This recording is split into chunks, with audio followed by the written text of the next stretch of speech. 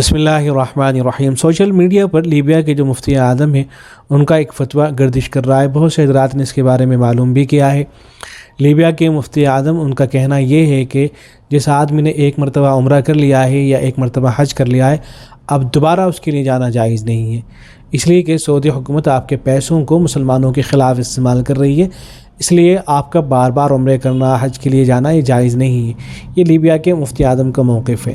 سوال یہ ہے کہ کیا ان کی رائے صحیح ہے نہیں، اور کیا بر صغیر کے جو علماء ہیں ان کی بھی یہی رائے ہے کہ ہمیں دوبارہ حج کے لیے نہیں جانا چاہیے، دوبارہ عمرے کے لیے نہیں جانا چاہیے؟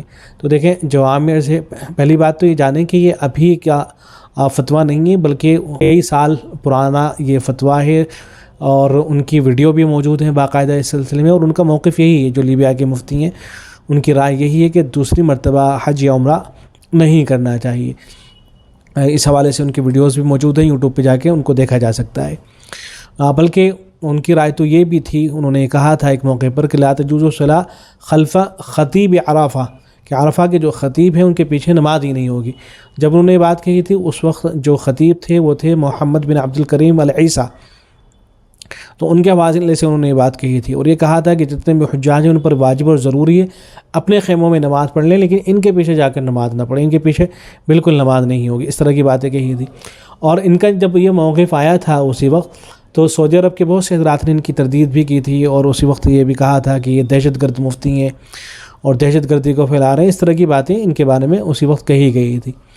تو بہرحال یہ موقف یہی رکھتے ہیں۔ رہا مسئلہ یہ کہ کیا سب کے لیے یہ حکم ہے، پوری دنیا کے لیے فتویٰ ہے، اور ہندوستانی مسلمانوں کو کیا کرنا چاہیے؟ تو جواب میں عرض ہے کہ ہمارے یہاں ہمارے علم میں کوئی اس طرح کا معتبر ادارہ یا کوئی معتبر شخصیت نہیں ہے جنہوں نے کوئی اس طرح کی بات کہی ہو، جنہوں نے یہ کہا ہو کہ ہندوستان کے مسلمانوں کو یا پاکستان کے یا بنگلہ دیش کے مسلمانوں کو حج عمرہ بار بار نہیں کرنا چاہیے اس لیے کہ آپ کے پیسے غلط جگہوں پر استعمال ہو رہے ہیں۔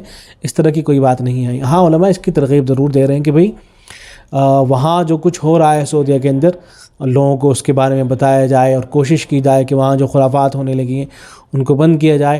اگر اللہ نہ کرے پیسہ غلط جگہ استعمال بھی ہو رہا ہے تو اس کے بارے میں کوششیں کی جائیں کہ کسی طرح سے وہ سلسلہ ختم ہو۔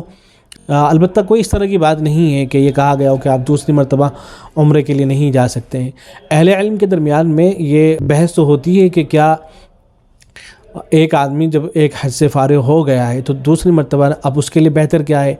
آیا وہ پیسوں کو غریبوں پہ خرچ کرے، یا یہ کہ نفلی حج کے لیے جائے یا نفلی عمروں کے لیے جائے؟ تو یہ بحث تو ہوتی ہے۔